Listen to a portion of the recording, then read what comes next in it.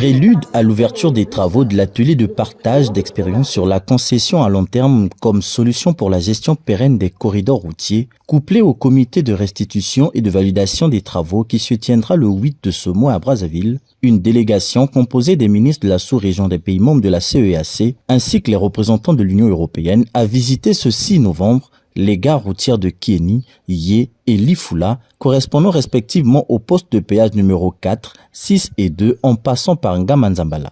Un tronçon long d'environ 250 km qui a suscité l'intérêt des administrations et de nombreux acteurs. Impressionné par son originalité, la qualité de son bitumage ainsi que par ses services de collecte, de gestion et d'entretien, faisant de cette infrastructure un modèle pour les pays de la sous-région. Nous avons pu constater la qualité de cette route. C'est ça qui m'a impressionné. C'est la qualité de la route, bien faite, dans les normes extrêmes. C'est ça qui est impressionnant. Je crois que le voyage valait la peine. La manière dont elle est gérée ici, c'est quand même déjà à un niveau beaucoup plus professionnel.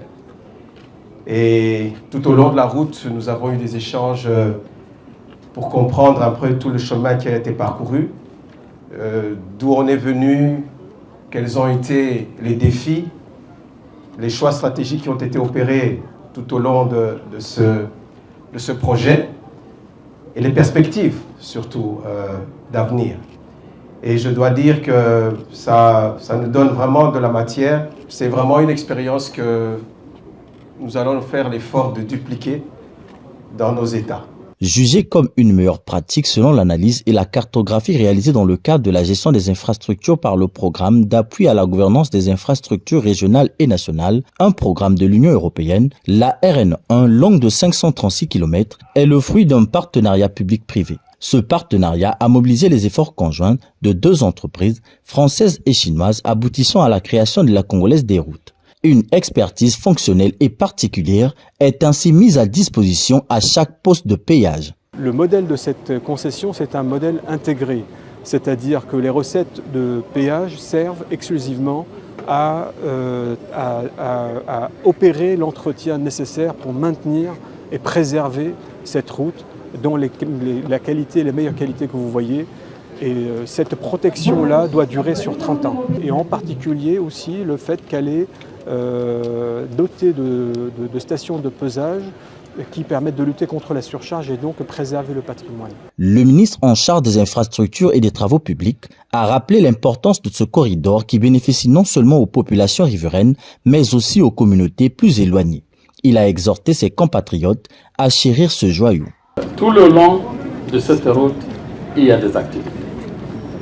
La croissance du pays a été visible par cette route. Et vous voyez que tout au long de la route, les unités industrielles qui n'existaient pas ont commencé à prendre pied. À ne parler que des cimenteries qui ont pu être mises en place ici dans cette zone. Et donc le bénéfice est important. Et puis, même les activités informelles, tout le long de la route, l'agriculture, les industries, y compris les jeunes, chacun à sa manière, essaie de vendre quelque chose sur cette route. Et donc, en réalité, c'est une vraie route du développement. Les infrastructures, ce n'est pas pour un clan, ce n'est pas pour une époque, c'est pour la vie d'un peuple.